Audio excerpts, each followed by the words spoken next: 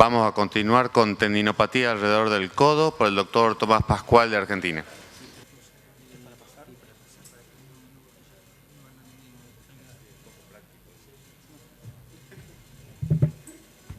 Hola, buenos días a todos.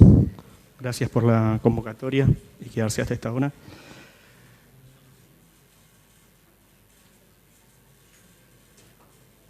No sé qué...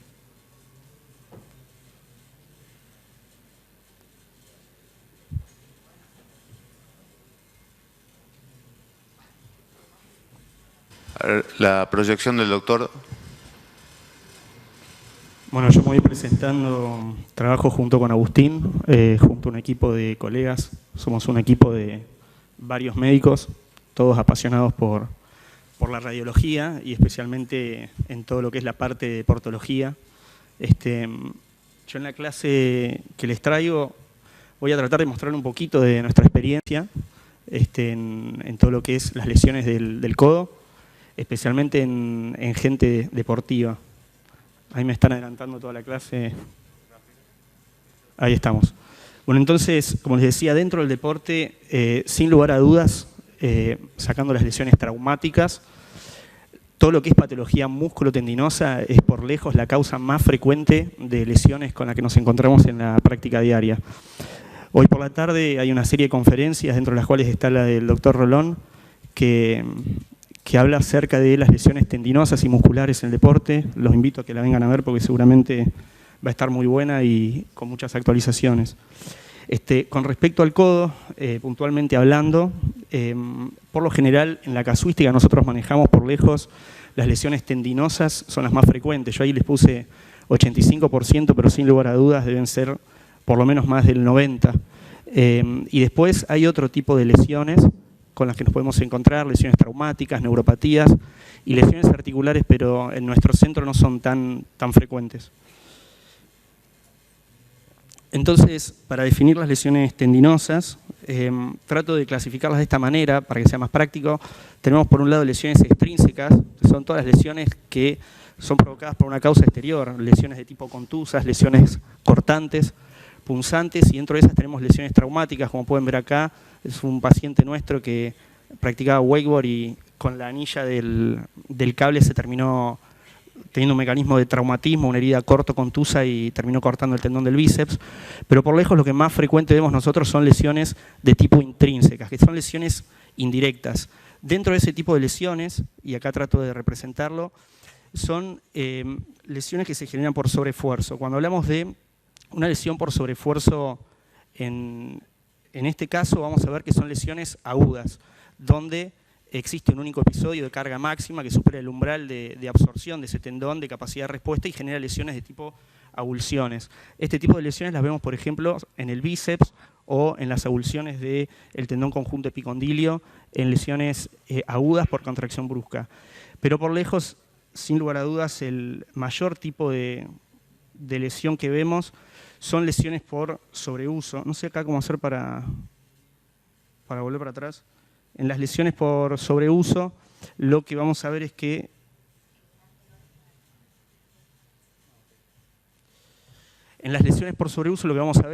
al tendón que estamos hablando en cuestión se lo exige por encima de la carga máxima que soporta en un periodo de tiempo prolongado ante esfuerzos submáximos. Eso se llaman lesiones por sobreuso o lesiones por estrés. Y es lo que mayormente nos encontramos en nuestra práctica diaria.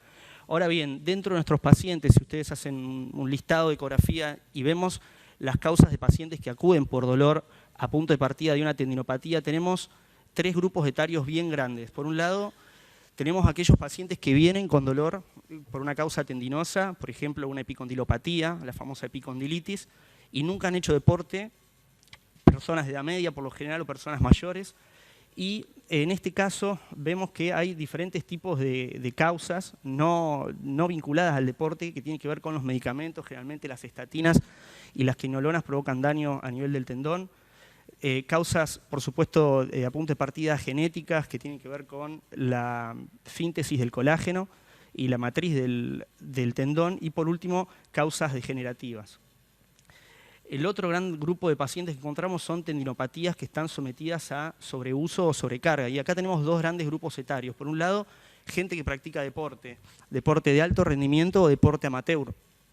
Y por el otro lado tenemos a los operarios de las fábricas o gente que en su trabajo realizan una carga física que es constante, frecuente, y con el tiempo terminan generando daño. De hecho, hoy están planteando en algunos lugares, nosotros informamos muchos estudios vía teleradiológica de empresas del interior, realmente fábricas de autos, y hoy por hoy están empezando a utilizar este tipo de exoesqueletos, así lo llaman, para mejorar la dinámica de trabajo y tratar de disminuir al máximo este tipo de lesiones. Y por el otro lado nos encontramos con las tendinopatías mixtas. Acá yo les voy a ir mostrando durante la clase pacientes que son todos pacientes nuestros, amigos, conocidos, deportistas. En este caso, esta es mi mamá, que después de ayudar a mi hermana con la mudanza, una semana entera, mi hermana es muy vaga y mi mamá es muy buena madre, entonces prácticamente se encargó ella de la mudanza. Bueno, me llamó porque estaba con mucho dolor sobre la cara externa del codo y había desarrollado una epicondilitis. La verdad que me tuvo loco todo un mes porque este tipo de patologías son muy rebeldes al tratamiento y no salen con las típicas 10 sesiones de kinesiología, con lo cual es un tiempo prolongado de dolor y, bueno, teniendo hijo médico, ya seguramente a ustedes les pasa lo mismo, suceden estas cosas. Ahora bien, vamos a definir tendinopatía. La tendinopatía no es una imagen, no es una lesión, sino que es un cuadro clínico que está constituida por 3 puntos cardinales. Por un lado, por el dolor. El dolor es un dolor que puede aparecer en reposo o bien con la carga. Hablamos que el dolor aparece con la carga cuando se lo somete a una exigencia, y esa exigencia por lo general es un tipo de gesto específico para lo cual responde ese tendón, sea flexionar el codo, sea hacer una pronación, una supinación, etc. El dolor aparece con la carga y durante la actividad física muchas veces remite, pero vuelve a aparecer en reposo. Cuando el paciente reposa y deja de hacer actividad física, deja de doler, pero luego ante cargas menores ya despierta dolor. Por eso es importante entender el concepto de que debe tratarse. Por el otro lado, genera impotencia funcional, déficit funcional con pérdida de fuerza.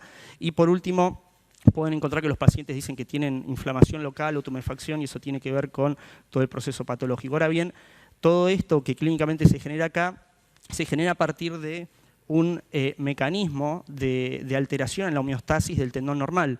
Lo que sucede generalmente cuando uno hace actividad física es que trata de darle a ese tendón una carga óptima. Una carga óptima es el peso, el volumen o la intensidad de trabajo para la cual ese paciente está adaptado. Seguramente yo no voy a levantar con la misma fuerza una mancuerna de 12 kilos que una persona que está más preparada para eso. Entonces, de acuerdo a la carga, el tendón va sufriendo cambios adaptativos y entra en un proceso de homeostasis de un tendón normal. Un tendón normal sería, por ejemplo, para un paciente que realiza deportes paralímpicos y, por ejemplo, juega al tenis en silla de ruedas, si uno evalúa los tendones epicondilios de esa persona, muy seguramente va a tener un grosor mayor al de cualquiera de nosotros. Eso no necesariamente es patológico, sino que es un tendón adaptado para el tipo de deporte que hace. Ahora bien, cuando al tendón se lo somete a una carga máxima o tendones que no están preparados para hacer actividad física, se lo somete a una carga leve o con factores asociados, sea enfermedades metabólicas, sea cambios en la actividad física, sea cambios en el peso, por ejemplo, de una raqueta, el tendón va a reaccionar lastimándose inicialmente. Esto denominamos tendinopatía reactiva. Todavía no hay cambios morfológicos, sino que el diagnóstico es más clínico. Si ese estímulo lesivo se perpetúa, vamos a empezar ya con alteraciones en la reparación del tendón y en la tendinopatía degenerativa, que es la que vamos a ver por los diferentes métodos de imágenes.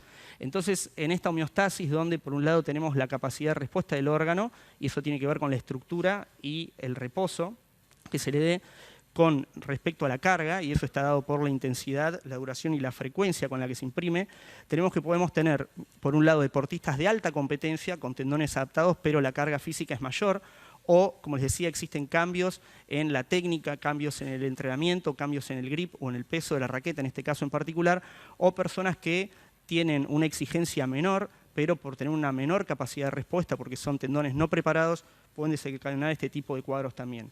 Y en el tipo de lesiones, y esto lo traigo acá y no me voy a extender mucho más, hay dos mecanismos que pueden lastimar el tendón, y esto es importante porque tiene un correlato imagenológico. Imagínense, por ejemplo, en este caso, al tendón conjunto epicondilio en este sector, semejando a esta psoa sobre este palo.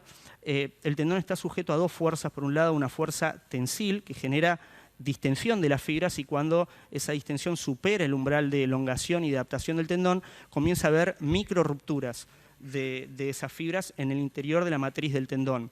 Y por el otro lado, sumamos que, a pesar de que esas fibras, las que son más afectadas son las fibras externas, tenemos fibras internas que son, entre comillas, protegidas, así se las llaman, fibras escudadas a la tensión, pero que sufren mecanismos de tipo compresivos y las tornan vulnerables. Por eso siempre en los exámenes ecográficos y en los exámenes de resonancia busquen las lesiones del tendón en principio pegadas al plano del hueso, al plano óseo. El codo es una articulación que está rodeada de muchas prominencias óseas que prestan sitio de inserción a los tendones y por eso es que debemos buscarlas y orientarnos a partir de esto. Entonces, cuando tenemos estos dos mecanismos que generan un microtrauma repetitivo que supera el umbral de adaptación, vamos a encontrar el daño del tendón.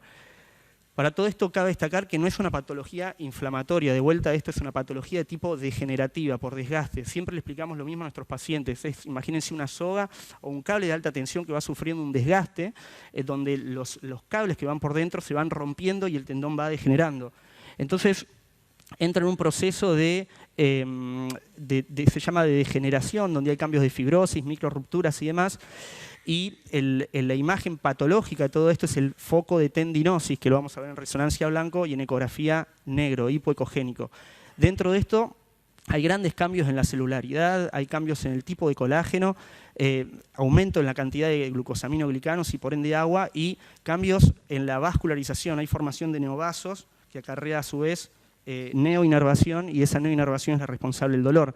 Este proceso, imagínenlo como la computadora cuando se cuelga. Cuando la computadora se cuelga hay que resetearlo, y esto es lo mismo que sucede con el tendón cuando en etapas ya crónicas no responde a la kinesiología. Siempre, tanto por resonancia como por ecografía, hay que evaluar todo el complejo funcional, el músculo, la transición miotendinosa, al tendón en sí y al hueso, la entesis, y las estructuras asociadas, sean las bursas o las envolturas tendinosas como es el paratendón. Acá les traigo un ejemplo de lo que es el tendón normal, tanto por ecografía como por resonancia. Por resonancia siempre los tendones, al igual que los ligamentos, se tienen que ver negros en todas las secuencias de pulso, y eso es porque tienen bajo contenido acuoso. Mientras que por ecografía vamos a ver que tienen este patrón tipo fascicular, con contornos definidos y un paratenón bien respetado. Siempre, siempre, siempre hay que poner el ojo acá, en lo que es la unión osteoentésica, que es donde va a iniciar la patología, y siempre se tiene que ver regular. Nosotros somos muy ecografistas y vamos a hablar ahora al respecto, en parte por el grado de detalle anatómico, casi histológico que tiene la ecografía al momento de evaluar estas estructuras. Fíjense comparativamente esta imagen que está realizada con microbobina comparado con esta imagen ecográfica. Es una imagen común y corriente de la práctica diaria, cómo tiene la capacidad de ver este complejo insercional o este complejo que le llaman el órgano entésico, porque está formado, bueno, tanto por el tendón como por el hueso, la cortical y una matriz de cartílago que es el punto de transición de las fibras tendinosas para incorporarse al hueso. Es esta matriz la que se calcifica cuando uno ve los cambios entesopáticos en el tendón, y tiene que ver con que debe recibir las fibras del tendón, que fíjense que llegan en 45 grados, y esto tiene que ver con aumentar la capacidad de ese tendón para responder a las exigencias físicas. Por último, las bursas, ya todos las conocen, bolsas de lo sinovial. En el codo encontramos dos bursas más importantes, la del bíceps y la del tríceps. Esta bursa generalmente se inflama ante patología de tipo degenerativa, mientras que esta otra, al estar separando el tendón de la piel, reacciona más que nada ante estímulos de fricción o golpe. Como que les comentaba, nosotros en todo lo que es nuestra práctica diaria no nos definimos como médicos ecografistas o por resonancia, tratamos de ver patologías y en función de la patología que vemos elegimos el método que queremos utilizar.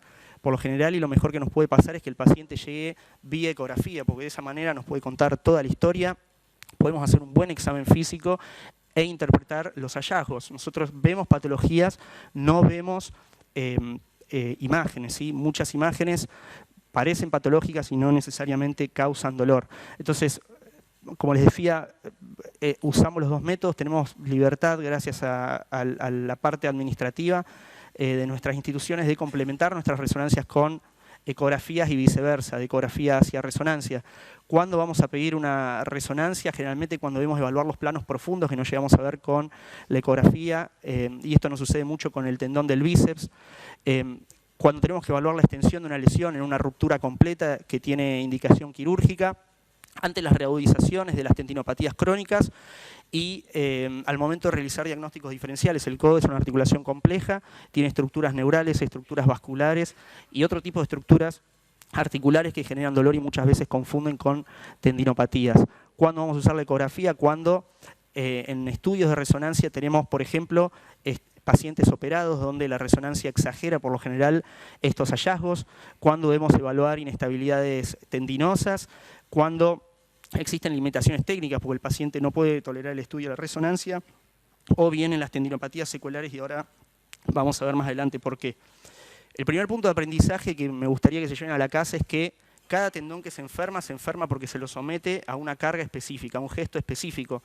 Cada tendón tiene una función y cada tendón, por ende, realiza una función determinada.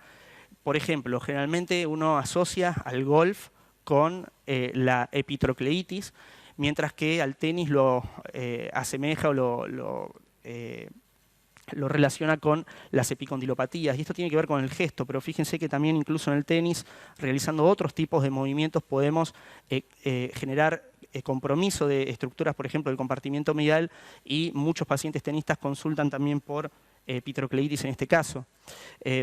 Mismo hay deportes nuevos hoy en día que generan lesiones por sobreuso en pacientes que están sometidos a altas exigencias. Este es mi profesor del gimnasio que realiza CrossFit, Fran, y que ya les voy a mostrar más adelante las imágenes del codo. Acarrea una epicondilopatía, una epitrocleopatía que lo está limitando bastante. Con respecto al mecanismo de producción de la epicondilitis, por supuesto que se produce por una carga máxima y repetida sobre lo que es el tendón conjunto epicondilio, y dentro de esto es por un mecanismo de extensión dorsal con supinación de la muñeca en el momento en que se hace el impacto al revés con la pelota. Eso puede ser tanto pegando a dos manos o con una sola mano. En cuanto a la clínica, ya hablamos sobre esto. El paciente consulta por especialmente dolor y dolor a la carga. El dolor también puede suceder en reposo, entonces al examen físico uno puede despertar ese dolor generando maniobras contra resistencia, especialmente en lo que es la extensión de la muñeca o la supinación forzada.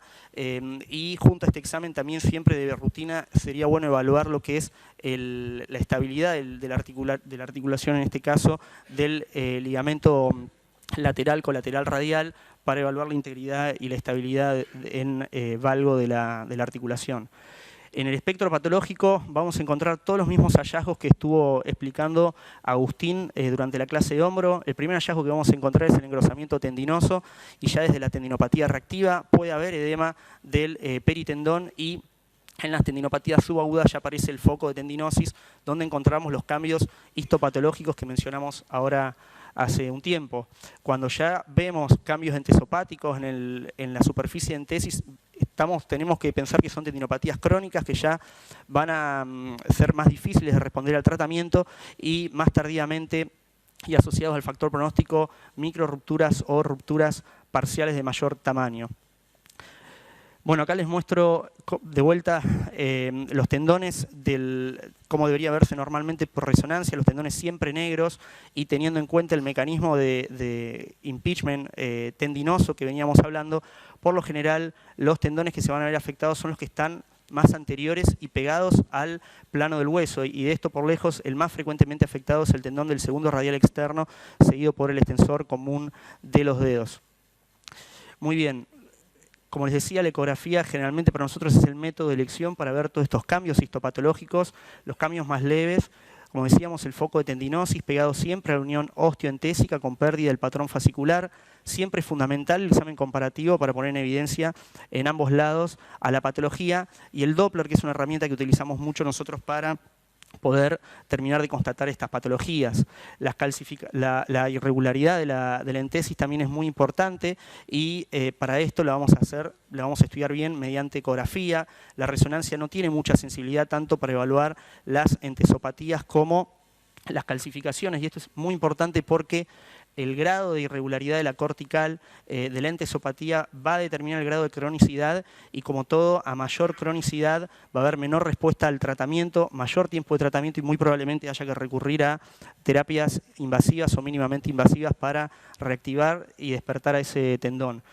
Las calcificaciones nuevamente se ven con claridad mediante ecografía, la resonancia para eso nos sirve. Tiene baja sensibilidad y la neovascularización que se ubica a nivel del foco de tendinosis la vamos a poder estudiar mediante ecografía. Hay mucho para hablar acerca del Doppler, ahora vamos a ver más adelante temas al respecto. Para esto es muy importante el posicionamiento. Siempre que estudiamos los tendones por Doppler, en cualquier parte del cuerpo, debemos hacerlo con un tendón relajado. Esta es la posición en la cual se relaja el tendón en el codo y esta es la posición en la cual se tensa al momento de elaborar, de evaluar la estructura del tendón, generalmente para el patrón fascicular. Fíjense que un mal posicionamiento puede dar falsos negativos en nuestro examen Doppler. Como todo les decía, la resonancia exagera mucho las lesiones que nosotros vemos en este estudio. Por ejemplo, uno podría pensar que en este sector de acá hay áreas de ruptura o microruptura y en realidad constituye el foco tendinósico con los glucosaminos glicanos y la retención de agua que eso acarrea.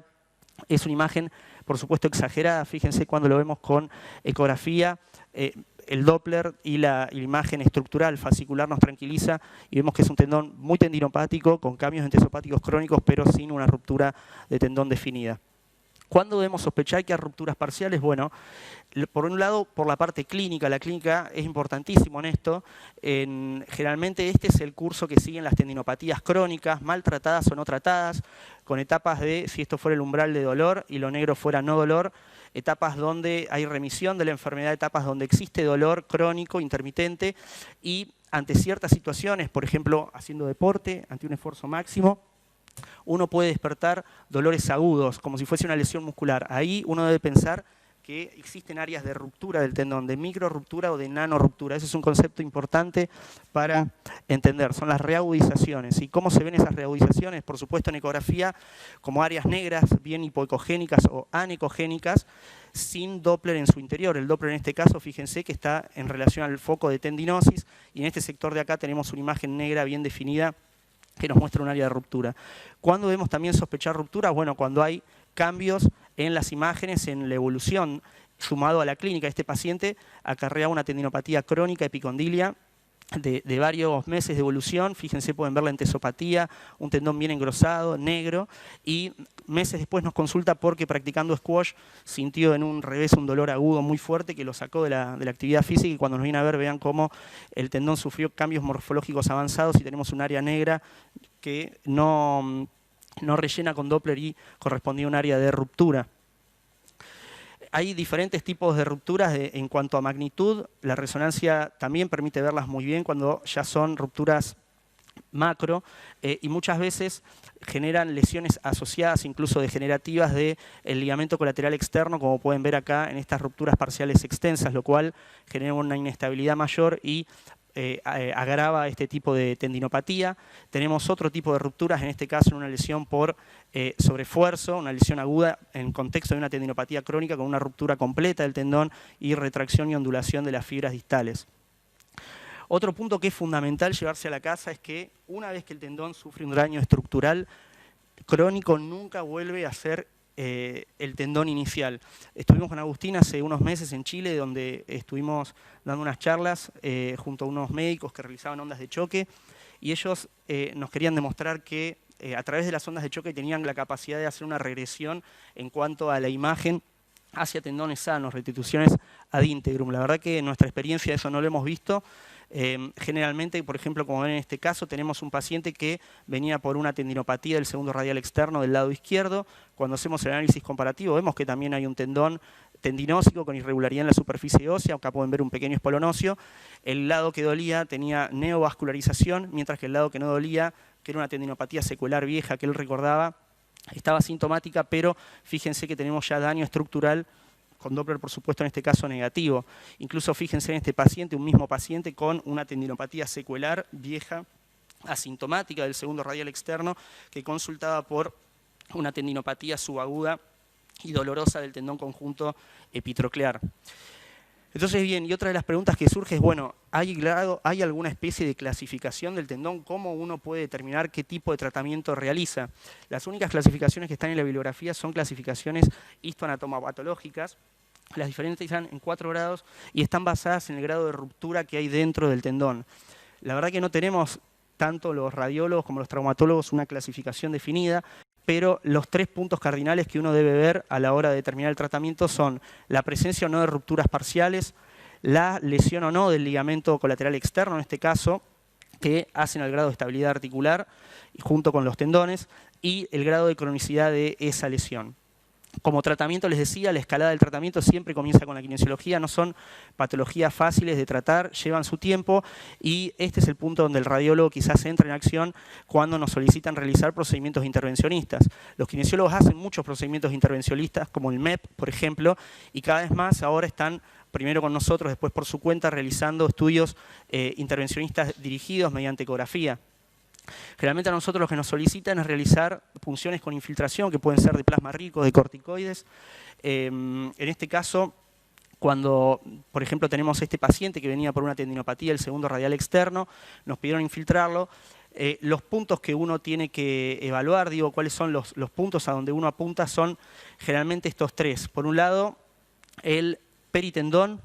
Por otro lado, el área de tendinosis. Uno puede guiarse a través del daño estructural o mediante el Doppler, y por otro lado hay que trabajar sobre la unión osteoentésica, incruentar este sector de acá. Entonces, esos son los puntos que tratamos de ir con la ecografía. Generalmente lo que hacemos primero es infiltrar el paratenon, porque eso nos da un efecto anestésico.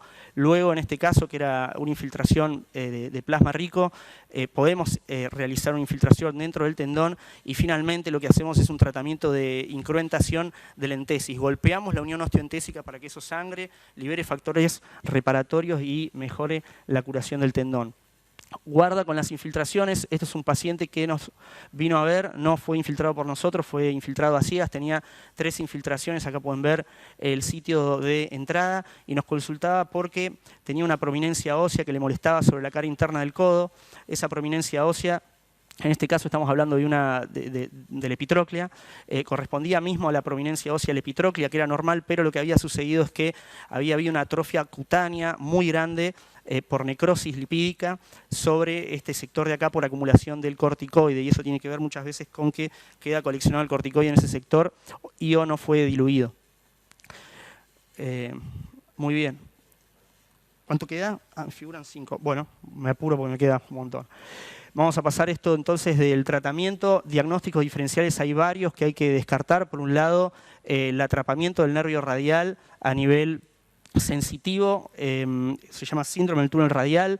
Las plicas son otra causa de dolor y es un dolor que generalmente surge ante las maniobras de pronosupinación y extensión del codo. Muchas veces coincide con un chasquido audible y hay que tener especial interés en los pediátricos porque por lo general en el eslabón de la cadena tendinosa los tendones aguantan pero los núcleos de osificación secundario no, y por ende pueden generar apofisitis por tracción como se ve en el codo del gimnasta. Con respecto a la epitrocleopatía, estos son casos nuestros. Esto es un amigo mío que juega al polo. La carga en valgo que se genera en las fuerzas de tensión flexora del codo genera este tipo de lesiones. Este es Agustín Osorio, que es atleta olímpico, paciente nuestro que también cursa una tendinopatía crónica. Los métodos de examen son muy similares a los que vimos para la epicondilitis y eso tiene que ver con someter al tendón a el gesto protagónico que desarrolla. Los hallazgos imagenológicos, tanto por resonancia como por ecografía, van a ser los mismos que para las epicondilitis, sea el engrosamiento del tendón con patrón fascicular, los cambios entesopáticos y el aumento en la vascularización con técnica Doppler. Con respecto al intervencionismo, las mismas indicaciones que para la epicondilopatía. Generalmente tenemos que apuntar a la unión osteoentésica, donde vemos la irregularidad y los espolones óseos, que es donde se está gestando el proceso, y ante casos avanzados la cirugía. Fran, mi profe del gym, él, como les comentaba, hace CrossFit, cursa con una tendinopatía epitroclear crónica. con áreas de ruptura, y eso tiene que ver con la carga en valgo que genera en esos ejercicios. Y una de las cosas, como les decía, entonces que hay que descartar es la lesión asociada crónica del ligamento colateral interno. En los chicos, como les decía, el codo de las ligas menores, las apofisitis por tracción del núcleo de osificación secundario del epitrócleo, que puede ser de diferente magnitud, y en los casos crónicos puede generar puentes óseos, como se veía ahí, con trastornos del crecimiento. Las neuropatías del cubital es una de las patologías que hay que descartar como diagnóstico asociado, puede ser de diferentes causas. Yo les voy a comentar los dos casos puntuales que tuvimos en deporte. Este era el hijo de un traumatólogo que venía por dolor del borde cubital, quería descartar una tendinopatía. El chico tiene 19 años y tendones, por supuesto, normales. A esa edad es muy difícil encontrar tendinopatías. Juega a la pelota, con lo cual no estaba sometido a cargas físicas, pero venía con un tendón engrosado, con pérdida de la estructura y áreas anecogénicas en su interior, y esto tenía que ver con que jugando la pelota se había caído y había sufrido un traumatismo directo sobre el canal epitrócleo auriculario. Esta es una neuropatía reactiva postcontusiva. Otro caso que hemos tenido, y acá lo estamos evaluando con el doctor Álvaro Siedi, que es parte del equipo, es inestabilidades del nervio del cubital posterior, del nervio cubital, perdón. En este caso, fíjense, realizamos el signo de golpeando, percutiendo el nervio cubital, se desencadena el signo de Tinel, y podemos ver en la ecografía cómo este nervio, ante estas maniobras de flexión y extensión del codo, se luxa por fuera del canal epitrócleo olecraniano sobre la epitróclea. Ya queda muy poquito. La tendinopatía tricipital, por supuesto, los mismos hallazgos imagenológicos, como veníamos diciendo, del resto de los tendones. Hay un agregado que podemos ver que es la bursitis tricipital, que generalmente es una bursitis reactiva. Este paciente que viene acá es colega mío. Agustín es radiólogo, es neuroradiólogo, muy capo. En este caso no pudo venir porque está trabajando. Juega también al básquet y tiene una faceta artística. Él forma parte de este grupo de teatro y además hace yoga, con lo cual había estado realizando este tipo de actividades y había empezado con dolor en la cara posterior, le impedía jugar al básquet, le dolía prácticamente para todo. Nos llama, nos viene a ver y bueno, tenía una bursitis tricipital, como pueden ver acá, bien inflamatoria, así que lo que hicimos, se la tratamos de drenar y le pusimos un corticoide y pueden ver acá lo que hemos sacado, todo un líquido inflamatorio y sanguinoliento. Yo me había asesorado con un traumatólogo amigo antes, me dijo que eran sumamente recidivantes y bueno, así lo fue, a pesar de que le hicimos un vendaje compresivo por 2 días y le pusimos hielo, a los días volvió, pero bueno, más tardíamente con el hielo y demás, por suerte salió adelante. Esto lo voy a ir pasando por alto porque no tenemos mucho tiempo. La fractura por estrés del olecranon, considerarlo también como diagnóstico diferencial, especialmente en los infantes, en los adolescentes, perdón. Y otros diagnósticos diferenciales. Esta es una luchadora olímpica argentina que nos consultaba por dolor en la cara posterior, pero tenía un agregado que era un bloqueo de la articulación, una limitación grande a la extensión. Le hicimos la ecografía y fíjense que lo que nos encontramos en realidad no es una patología del tríceps, sino una sinovitis inflamatoria productiva a nivel del receso olecraniano, que incluso fíjense cómo limita la extensión y era bien inflamatoria. Con el Doppler se ve perfecto. Estas fueron las imágenes de la resonancia. Sé que estoy un poco excedido, ya estoy terminando. Con respecto al tríceps, el bíceps, perdón, es un tendón que es difícil de estudiar por ecografía y especialmente porque tiene cuestiones técnicas que la dificultan. Siempre para estudiarlo debemos hacer una pronación máxima y colocar el transductor en este sentido siguiendo las fibras del tendón, o les sugiero hacer esta maniobra que es muy útil para evaluarlo, que es realizar una pronación máxima y vía ventana posterior poder ver al tendón sobre la entesis. Esta es la zona donde se enferma, con lo cual esta sería la zona más importante para ver. Me pasé toda la noche tratando de que esto coincida, en un punto se desarticula, pero bueno, ante esa maniobra de pronación máxima uno puede ver las fibras del tendón y es ahí donde se gesta el proceso tendinopático. Pueden ver acá en este caso una tendinopatía distal del bíceps con calcificaciones y mucha irregularidad, Doppler positivo. Ahí veían la imagen de la resonancia. Esto fue un paciente nuestro que era guitarrista, que venía con una tendinopatía del bíceps distal y bastante dolorido ya hace bastantes meses. Pueden ver la irregularidad en la superficie ósea, el tendón engrosado con baja ecogenicidad. Decidimos infiltrarlo, no sabíamos por qué vía entrar, porque por delante tenemos los vasos humerales, el nervio radial, el nervio mediano, entonces buscamos hacerlo por esa vía posterior, buscando ventana en este sector. e hicimos una infiltración córtico-anestésica guiada. En este caso, solo colocamos a nivel del peritendón, como pueden ver acá, y lo que hicimos fue un tratamiento de incrementar también la unión osteoentésica, rompiendo esas calcificaciones. Tuvimos un pequeño efecto adverso, que es que le desencadenamos un síndrome del nervio interóseo posterior, porque dormimos la rama profunda del nervio radial y le limitamos la extensión. El paciente andaba en moto, se tuvo que ir a Starbucks 2 horas hasta que se le pase el procedimiento para poder irse a su casa. Por último, las rupturas, y con esto ya termino. Lo más importante para el traumatólogo son 3 puntos a la hora de evaluar las rupturas. El primer punto es ver si esa ruptura es parcial o completa. Las rupturas parciales no se operan, se tratan kinesiológicamente. En este caso podían ver el tendón engrosado y heterogéneo. En las rupturas completas, agudas, vemos el clásico ejemplo del Popeye con el hematoma y la equimosis en el sector. En este caso, fíjense en la ecografía cómo en las maniobras de pronosupinación del lado sano el tendón aparece, mientras que del lado afectado el tendón no lo encontramos. A la hora de evaluar la resonancia, el principal conflicto que tenemos es que el cabo tendinoso está retraído junto al vientre muscular y a veces es dificultoso evaluar la brecha, por eso siempre tenemos que realizar esta posición. Los traumatólogos la piden por 2 motivos. Primero, porque lo operan en esta posición, en silla de playa se llama, y por el otro lado porque luego lo dejan con el cabestrillo al tendón anastomosado y suturado. Por ende, sugieren los estudios de resonancia primero realizar un corte coronal y en función de eso no sagittales estrictos, sino sagittales dirigidos al tendón para poder evaluar el gap que hay entre el cabo tendinoso y el radio, que en los otros cortes no lo podemos ver.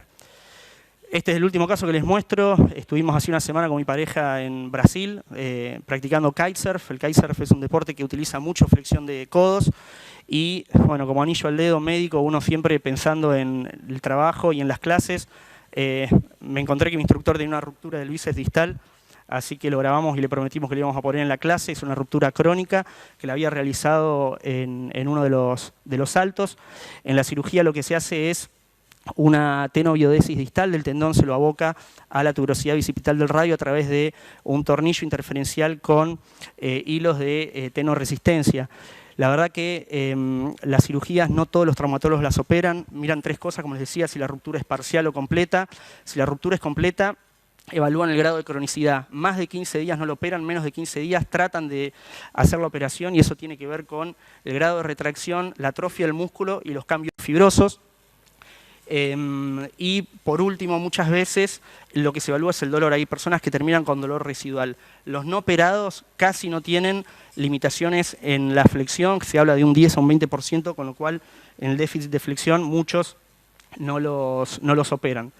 Entonces, como conclusión, las tendinopatías en los deportistas, tanto amateur como profesionales, son lesiones por sobreuso.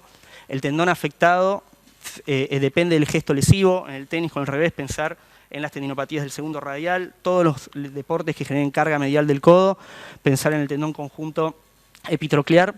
Los patrones imagenológicos siempre van a ser iguales en los 4 tipos de tendones porque son tendones planos, tipo 1, similares al Aquiles, similares al tendón rotuliano. Si uno hace una ecografía del tendón rotuliano tendinopático va a ser exactamente igual que lo que les estuvimos mostrando recién. Las tendinopatías secuelares y asintomáticas siempre van a persistir con imagen alterada de por vida, más allá que sean pacientes asintomáticos, y la resonancia se reserva para lo que es diagnósticos diferenciales o los prequirúrgicos. Bueno, gracias y perdón por la demora.